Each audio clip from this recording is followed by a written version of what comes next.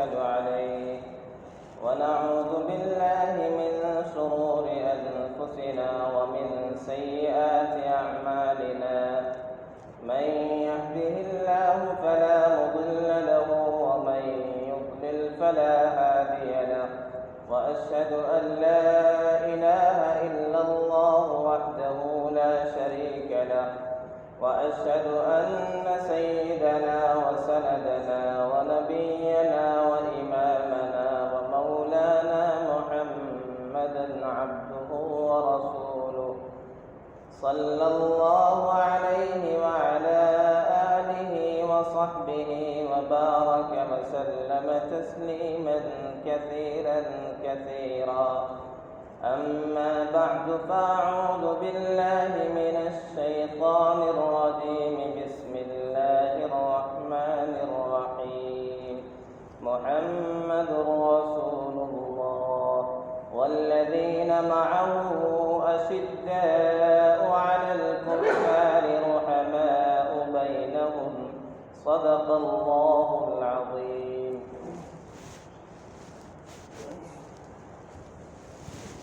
لائق صد احترام بزرگوں اور دوستوں،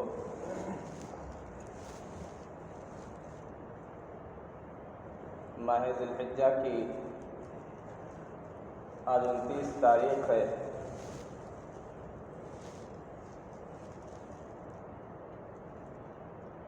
اسی مہینے کے آخر میں 27 تاریخ کو 27 ذی الحجہ کو خلیفہ دوم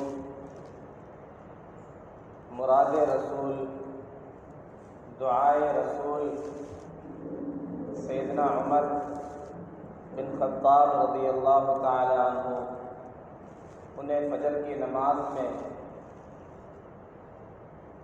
ابو لؤلؤ فیروز اس نے خنجر مارا اور یکم محرم الحرام کو سیدنا عمر رضی اللہ تعالی عنہ کی شہادت پیش آئی۔ اس حوالے سے ہمیں آج سیدنا عمر رضی اللہ عنہ کا تذکرہ کرنا ہے۔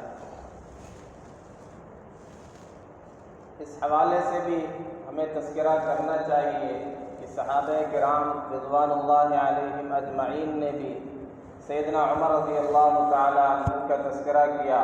اسلاف نے بھی سیدنا عمر رضی اللہ تعالی عنہ کے تذکرے سے اپنی مجلس کو نورانی بنایا ہے اور اپنے لیے اسباب ان کی زندگی میں تلاش کیے۔ سیدہ عائشہ رضی اللہ عنہا فرمایا کرتی تھی کہ عمر کا تذکرہ کیا کرو، عمر کے تذکرے سے عدل کا تذکرہ ہوتا ہے اور عدل کے تذکرے سے اللہ کا ذکر ہوتا ہے۔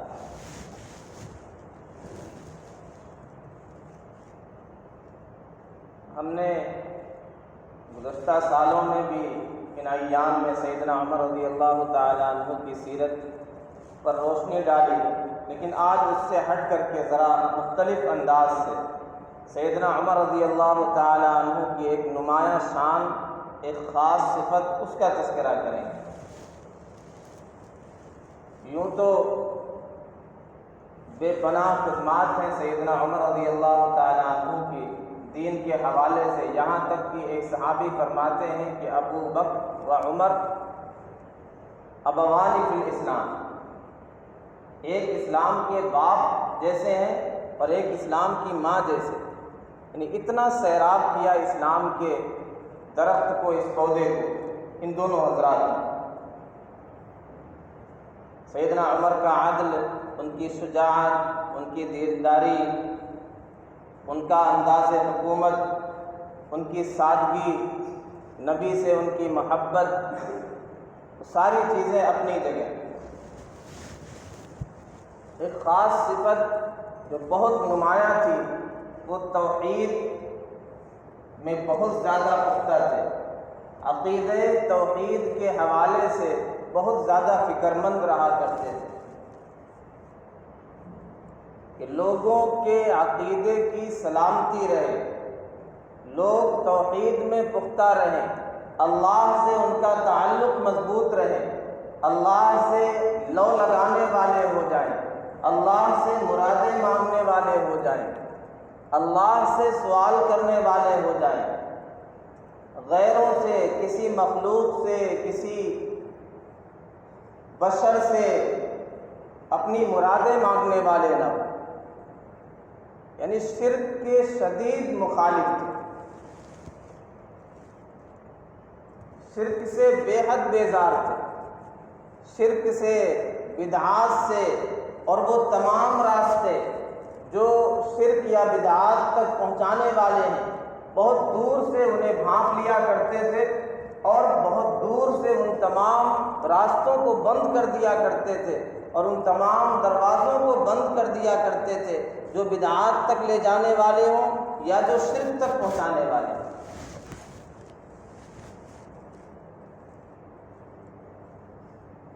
بے پناہ صفات کی، یوں تو نبی اکرم صلی اللہ علیہ وسلم نے ایسے ہی نہیں کہہ دیا لو کان بعدی نبیا لکان عمر، اگر میرے بعد کوئی نبی ہوتا تو سیدنا عمر رضی اللہ تعالیٰ عنہ ہوتے۔ آقا میرے صدیق بھی، آقا میرے عثمان بھی، ایک طرف مولا علی، ایک طرف مولا عمر، احسان میں، ایقان میں یکتا عمر، برتر عمر، بالا عمر، اعلیٰ عمر، اولا عمر، ذات نبی پاک پر 100 جان سے شہدا عمر، باد بہاری کی طرح گزرا عراق و شام سے، ابر کرم بن کر اٹھا ایران پر برسا عمر، ماں بعد ختم المرسلین کوئی نبی آنا نہیں، یہ سلسلہ چلتا اگر تو ایک نبی ہوتا عمر، لو کان بعدی نبیا لکان عمر۔ وہ صفات تھی جو انبیاء میں اللہ تعالیٰ رکھتے ہیں، لیکن نبوت کا سلسلہ پیارے آقا صلی اللہ علیہ وسلم پر تمام ہو گیا، ختم ہو گیا، مہر لگ گئی، اب کوئی نبی آنے والا نہیں ہے، اس لیے سیدنا عمر نبی نہیں بنائے گئے۔ اسی طرح ایک روایت میں ہے کہ تم میں سے پہلی امتوں میں محدثون، ملہمون، ایسے لوگ ہوا کرتے تھے جن سے اللہ تعالیٰ باتیں کیا کرتا تھا، الہام ہوتا تھا جنہیں، اگر اس امت میں کوئی ہوتا تو وہ عمر ہوتے۔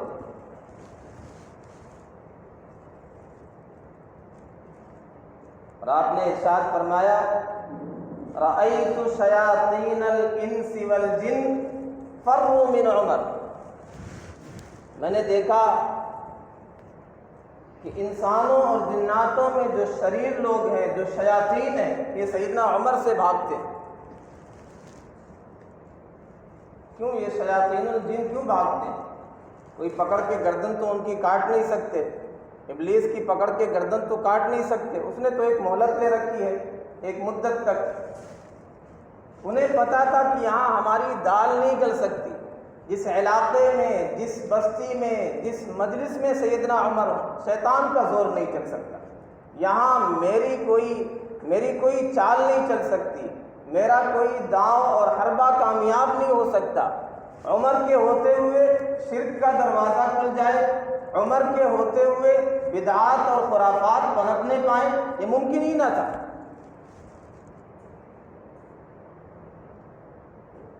بلکہ وہ تمام راستے تو ان کے ذریعے سے بند کر دیے جاتے تھے، اسے پتہ یہاں تو نقصان ہی ہوگا۔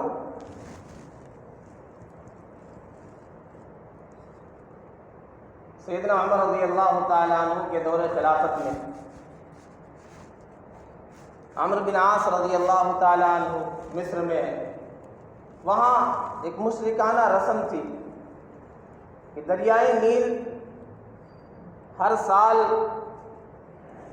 ایک خاص مہینے میں جب 10 دن گزر جاتے تھے تو ایک لڑکی کو، خوبصورت لڑکی کو بنا کر، سنوار کر، شاندار کپڑے پہنا کر کے دریائے نیل کے سپرد کیا جاتا تھا، تو وہ دریا جاری ہوتا تھا ورنہ بند ہو جاتا تھا بہنا۔ سیدنا عمرو بن عاص رضی اللہ تعالیٰ عنہ نے لوگوں کو سمجھایا کہ یہ تو غلط ہے، یہ شرکیہ عمل ہے، لوگوں نے چھوڑا۔ تو دریا جاری ہی نہیں ہوا، اگلے سال خشک ہو گیا۔ تو اس پریشانی کا، اس مسئلے کا تذکرہ کیا سیدنا عمر رضی اللہ تعالی عنہ سے۔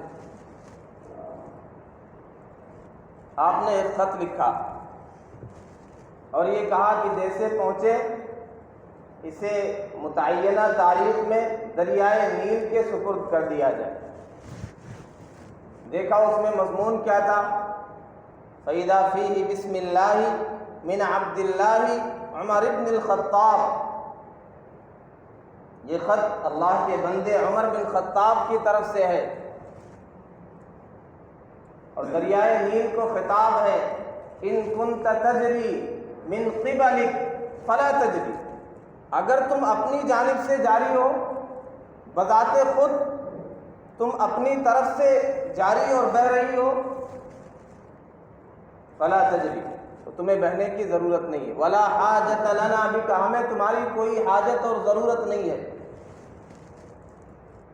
وَإِن كُنْتَ تَجْرِي بِأَمْرِ الْوَاحِدِ الْقَهَّارِ فَنَسْأَلُ اللَّهَ أَن يُجْرِيَكَ، اگر تم اللہ کے حکم سے، اللہ کی طرف سے، اللہ کے فرمان سے، اللہ کے آرڈر سے جاری ہو، جو واحد ہے، جو یکتا ہے، جو اکیلا ہے، جو قہار ہے، جو غالب ہے، اگر اس کے حکم سے جاری ہو تو میں اللہ سے سوال کرتا ہوں کہ اللہ تمہیں جاری کر دے۔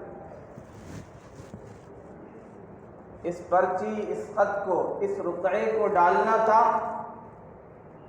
یہ تاریخ نگاروں نے لکھا ہے کہ اس سے تیزی کے ساتھ دریا پھر جاری ہو گیا، جیسے پہلے چلتا اور بہتا تھا۔ یہ عقیدہ مضبوط کرنا تھا، کسی دریا میں کوئی طاقت نہیں کہ بذات خود جاری ہو جائے۔ کوئی دریا اور نہر تمہارے نفع اور نقصان کا مالک نہیں ہے۔ تم یہ سمجھو کسی دریا کا پانی پینے سے بلائیں ٹل جائیں گی، تمہاری پریشانیاں حل ہو جائیں گی۔ یہ ہمارے اندر، یہ ہمارے معاشرے میں یہ چیزیں ہیں، فلاں جگہ، فلاں مزار پہ فلاں نہر ہے، وہاں نہانے سے یہ فائدہ ہے، وہاں کا پانی پینے سے یہ فائدہ۔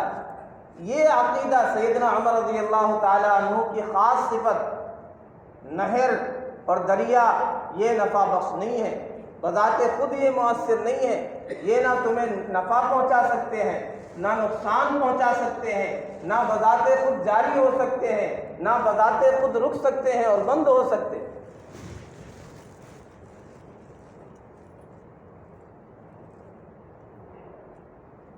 سیدنا عمر رضی اللہ تعالی عنہ طواف کرتے کرتے حجر اسود کے پاس رک گئے۔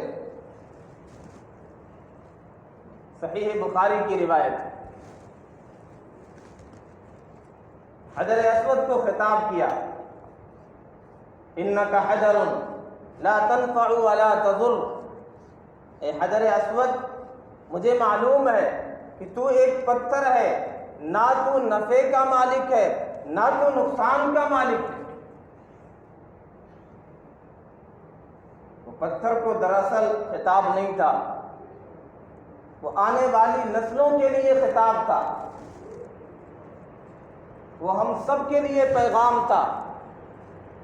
انہیں پتا تھا کہ حجر اسود کی اہمیت کیا ہے، اس کی قدر کیا ہے، اس کی عظمت کیا ہے، اس کا رتبہ کیا ہے۔ حج کی ابتدا ہوتی ہے، عمرے کی ابتدا ہوتی ہے، طواف یہیں سے شروع ہوتا ہے۔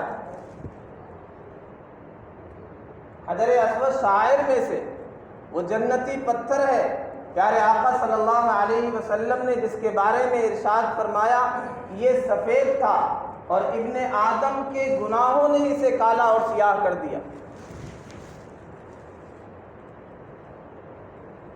لیکن ایک خاص میسج دینا تھا،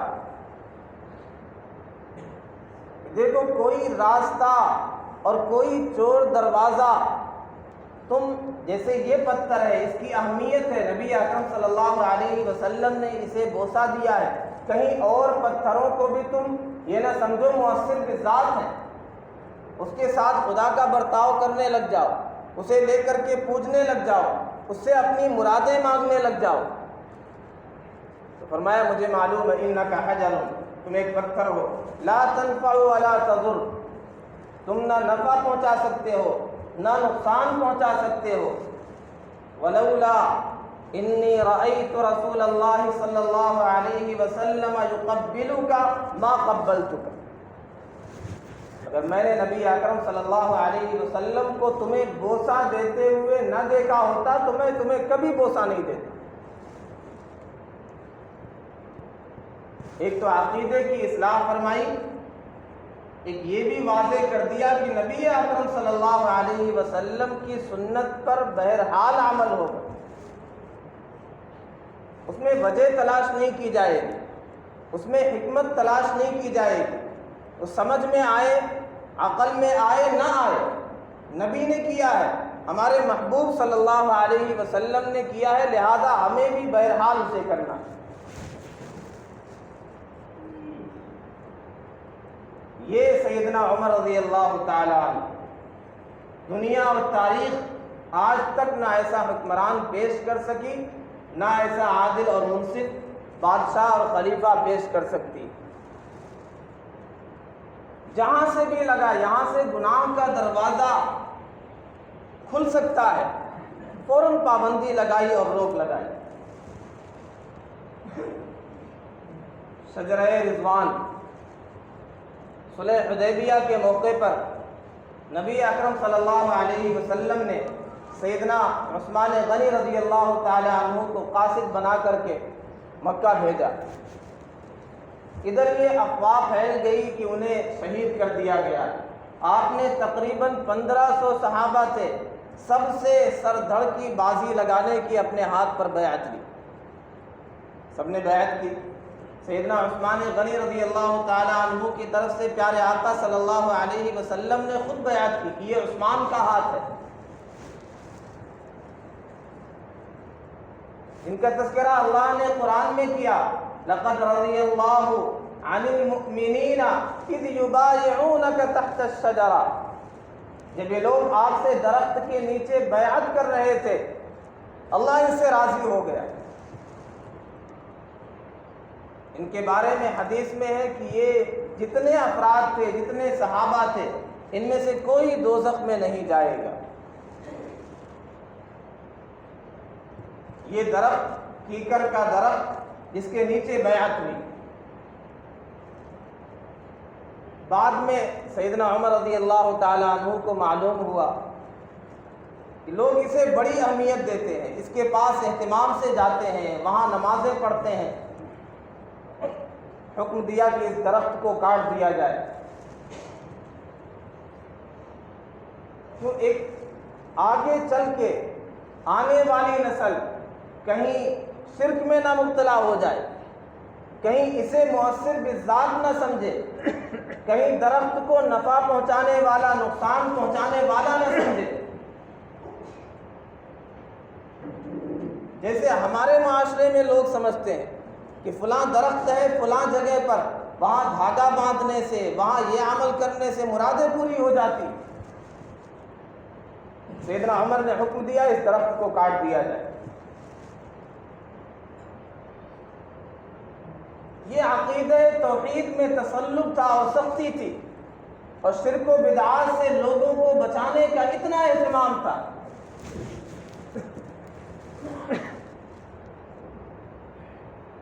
شہر تستر فارس کے علاقے میں فتح ہو گیا. وہاں پتہ چلا کہ ایک نبی کی قبر ہے، حضرت دانیال علیہ السلام. ان کا جسم ظاہر ہوا، اس میں کوئی چیز متغیر نہیں، چند بال ہے جو سینے کے اوپر رکھے ہوئے. کوئی مصحف ہے، وہاں جا کر کے لوگ مرادیں مانگتے ہیں. وہ مصحف کو لے کر کے یا کسی خاص طریقے سے اگر بارش نہیں ہوتی ہے تو بارش کی دعائیں مانگتے ہیں. سیدنا عمر رضی اللہ تعالی عنہ کو معلوم ہوا. آپ نے کہا 13 قبریں کھودی جائیں اور کسی ایک قبر میں دفنا دیا جائے، تدفین کی جائے، اور یہ اس طرح کیا جائے کہ کسی کو خبر نہ ہو. راتوں رات یہ عمل کیا جائے تاکہ سب کے لیے اس قبر کا کوئی اثر اور کوئی نشان باقی نہ رہے. اس کے بعد سے آج تک اس کا کوئی اثر اور نشان باقی نہیں. کہاں وہ نبی کی قبر؟ وہ بھاگ گئے. وہ سمجھ گئے کہ یہاں سے لوگ شرکیہ اعمال میں ملوث ہو سکتے ہیں، یہاں سے برائی کا ایک راستہ جاری ہو سکتا ہے. فرمایا اس راستے کو بند کرنے کی ضرورت ہے. سیدنا خالد بن ولید رضی اللہ تعالی عنہ، جنہیں سیف اللہ کہا جاتا ہے، اللہ کی تلوار، جس جنگ میں جاتے تھے، حتیٰ کہ غزوہ احد میں مسلمانوں کو جو بعد میں شکست اور ہزیمت کا سامنا کرنے پڑا، یہ پیچھے سے آ کر کے، اس وقت مسلمان نہیں ہوئے تھے، پیچھے سے آ کر کے ایک چھوٹا سا دستہ لے کر کے پیچھے سے آ کر کے تیروں کی بارش کی اور میدان کا رخ ہی بدل گیا. ان کے بارے میں یہ مشہور ہو گیا تھا کہ مسلمان جو جنگیں جیتتے ہیں، جو میدان فتح کرتے ہیں، جو نصرت حاصل کرتے ہیں، یہ ان کی مہارت کی وجہ سے ہے، ان کی شجاعت کی وجہ سے ہے. ایسے شاندار کمانڈر اور لیڈر کی وجہ سے مسلمانوں کو فتح ہو رہی. حکم دیا عین جنگ میں، لڑائی میں انہیں معزول کر دیا جائے، ہٹا دیا جائے. یہ بھی تقوی کے اعلیٰ مقام پر فائز تھے، امیر کی اطاعت جانتے تھے، کوئی اعتراض نہیں ہوا. تو لوگوں کا عقیدہ درست کرنے کے لیے کہ فتح اور شکست، کامیابی اور نصرت، شکست و ہزیمت، کامیابی ناکامی سب اللہ کی طرف سے، کسی بندے کو، کسی انسان کو اس میں کوئی دخل نہیں ہے. دنیا دیکھ لے، مسلمان اللہ کی مدد کی وجہ سے کامیاب ہوتے تھے، کل بھی اور آج بھی کامیاب ہیں. یہ تو شرک و بدعات کے حوالے سے ان کی خاص فکر تھی کہ کہیں سے شرک و بدعات کی کوئی راستہ اس کا کھلنے نہ پائے، تمام دروازوں اور راستوں کو بند کر دیا جائے. اسی طرح ان کے دور میں جو ایک صالح معاشرہ تشکیل پایا، ایک پاکیزہ معاشرہ، جہاں گناہ نہ ہو، جہاں حیا ہو، پاک دامنی ہو، نیکیاں ہو، خیر کے کام ہو، اس کے لیے اہتمام کرتے تھے. راتوں کو جو گشت کیا کرتے تھے، اس کا ایک مقصد تو یہ تھا کہ حاجت مندوں کی حاجت پوری کی جائے، پتہ کیا جائے، چوروں چکوں سے، ڈاکوؤں سے، غلط لوگوں سے لوگوں کی حفاظت کی جائے، ان کے اموال کی، ان کے جان کی، ان کی عزت و آبرو کی حفاظت کی جائے. اسی طرح رات کو جو بھیس بدل کر گشت کیا کرتے تھے، یہ بھی معلوم کرنے کے لیے کہاں سے گناہ کا دروازہ کھل سکتا ہے، کہاں سے وہ ذرائع ہیں جہاں سے گناہ ہو سکتے، ان تمام کو بند کرنا ہے. ایک صالح معاشرہ کیسے تشکیل پائے گا؟ ایک رات گشت کر رہے تھے، ایک گھر سے آواز آئی، فطاول هذا الليل واسود جانبه وأرق ليلي ليس خليلي ألاعبه فلولا الذي فوق السماوات عرشه لزلزل هذا السرير جوانبه. دل لگی کے مستی کے اشعار اپنے شوہر کو یاد کر کے، اگر میرا شوہر ہوتا تو یہ ہوتا، یہ ہوتا. خاتون یہ اشعار پڑھ رہی. سیدنا عمر رضی اللہ تعالی عنہ نے تحقیق کروائی، پتہ یہ چلا کہ ان کے شوہر اللہ کے راستے میں گئے ہوئے. فرمایا انہیں بلایا جائے. پھر اپنی صاحبزادی، اپنی بیٹی سیدہ حفصہ رضی اللہ تعالی عنہا سے جا کر کے خود معلوم کیا، کیوں گناہ کا دروازہ بند کرنا تھا. ایک صالح معاشرہ، پاکیزہ لوگ ہوں، گناہ کے دروازے سب بند ہو جائیں. ان سے معلوم کیا کہ ایک بیوی اپنے خاوند سے کتنی مدت تک جدائیگی برداشت کر سکتی، کتنی مدت تک دور رہ سکتی. انہوں نے بتلایا 4 اشہر، 4 مہینے. سپاہیوں کو فرمان جاری کر دیا کہ 4 مہینے سے زیادہ کوئی اللہ کے راستے میں مستقل نہیں رہے گا، بیوی کا حق بھی ادا کرنا ہے. ایک اور موقع پر رات میں گشت لگاتے ہوئے خاتون کی آواز آئی، وہ اشعار پڑھ رہی ہے، ليس لي خمر اشربها وليس لي نصر بن حجاج، کوئی شراب نہیں جسے پی سکوں، نصر بن حجاج سے ملاقات کا کوئی راستہ نہیں۔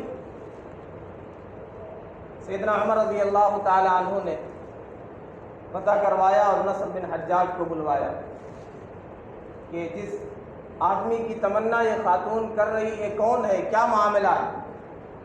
جب نصر بن حجاج کو بلایا گیا تو وہ انتہائی حسین و جمیل اور خوبصورت، سیدنا عمر نے حکم دیا انہیں گنجا کر دیا جائے، انہیں گنجا کیا گیا اور حسن نکھر گیا۔ فرمایا انہیں شہر بدر کر دیا جائے، شہر سے نکال دیا جائے، بصرہ بھیج دیا جائے۔ ظاہر ہے انہیں سزا کے لیے نہیں، یہ ایک گناہ کا دروازہ بند کرنا ہے، ایک پاکیزہ ماحول فراہم کرنا ہے، حیا ہو جس میں، پاک دامنی ہو، گناہ کہیں سے نہ آ سکے، انہیں جلا وطن کر دیا۔ ہم ذرا اپنا جائزہ لے لیں اپنے ماحول کا، اپنے گھروں کا، اپنے معاشرے اور کمیونٹی کا، کیا کیا چیزیں نہیں ہو رہی۔ انٹرنیٹ کی وجہ سے، موبائل کی وجہ سے ہمارے بچے بچیاں کس سے تعلقات ہیں، کس سے چیٹنگ ہو رہی ہے، کیا باتیں ہو رہی ہیں، عشق و معاشقی کے کیا راگ آلاپے جا رہے ہیں، کس کو کون سا محبت بھرا پیغام بھیجا جا رہا ہے، پھر کس کی ایک پیاری اور میٹھی بول پر سب کچھ ٹھکرا کر کے، والدین کی محبتوں کو ٹھکرا کر کے، سارا گھر چھوڑ کر کے کسی ایک کی چیٹنگ پر فرار ہو جاتی ہیں۔ کیوں ہم وہ راستے بند نہیں کرتے؟ اور اب تو یہاں تک نوبت پہنچ گئی کہ دین و اسلام بھی چھوڑ دیتی ہیں بچیاں۔ کسی سے چیٹنگ ہوئی، سوشل میڈیا پر رابطہ ہوا، دل لگی کی باتیں ہوئی، سب کچھ چھوڑنے کے لیے تیار ہو گئی، حتیٰ کہ دین بھی چھوڑ دیا، اسلام بھی چھوڑ دی، مرتد ہو رہی بچی۔ کیوں؟ مزاج عمر نہیں ہمارے اندر، وہ شان نہیں، وہ سیرت سے ہمیں واقفیت نہیں۔ کیسے ان سارے دروازوں کو بند کیا جاتا ہے؟ جہاں سیدنا عمر رضی اللہ تعالیٰ عنہ کی شجاعت کا، آپ کے عدل کا، آپ کی شاندار حکومت کا، آپ کی خلافت کا تذکرہ کرتے ہیں، وہاں اس پہلو کو بھی ہم یاد رکھیں کہ سیدنا عمر رضی اللہ تعالیٰ عنہ کی یہ شان تھی، گناہوں پر کیسے پابندی، عجیب شان تھی۔ متاع عام نہیں، خسروی و درویشی، 22 لاکھ مربع میل کے حکمران ہیں اور چھوٹی چھوٹی چیزوں کے حوالے سے اتنے متفکر ہیں۔